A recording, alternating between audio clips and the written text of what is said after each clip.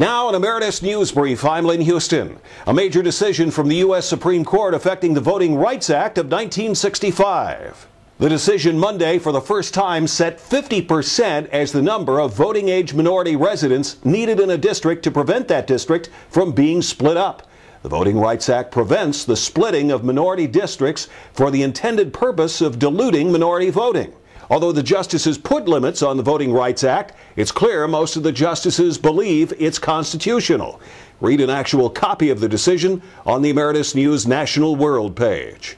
President Obama signing an order reversing the ban on federal funding for stem cell research involving human embryos. Former President Bush had signed the ban back in 2001. It is about ensuring that scientific data is never distorted or concealed to serve a political agenda, and that we make scientific decisions based on facts, not ideology. By doing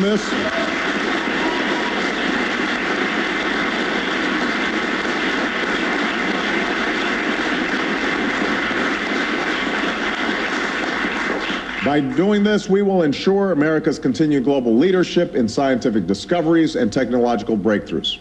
And that is essential not only for our economic prosperity, but for the progress of all humanity.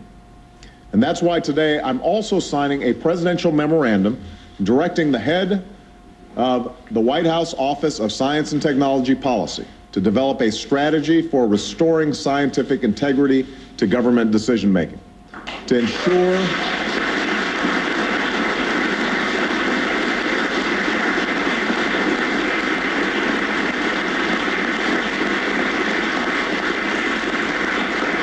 ensure that in this new administration, we base our public policies on the soundest science, that we appoint scientific advisors based on their credentials and experience, not their politics or ideology. Billionaire Warren Buffett telling CNBC that the economy has fallen off a cliff, that's a quote, and that unemployment will continue to rise, but he did offer hope. Business works overall. It doesn't work every day or every week or every month, and sometimes it really gets gummed up. And then you need government intervention sometimes to get the machine back working smoothly, but the machine works.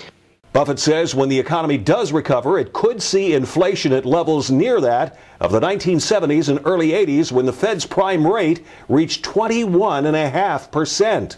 Drug giant Merck announcing it is buying competitor Schering-Plough for $41.1 billion. And it also means 16,000 jobs will eventually be eliminated once the takeover is completed. Also on Monday, McClatchy Newspapers announced it'll be cutting another 1,600 jobs company-wide. That's about 15% of the workforce. Top company executives also taking pay cuts. McClatchy lost $27 million in the last quarter of 2008. And the GAO reporting that the training and management of the Afghan police force is not yet up to speed.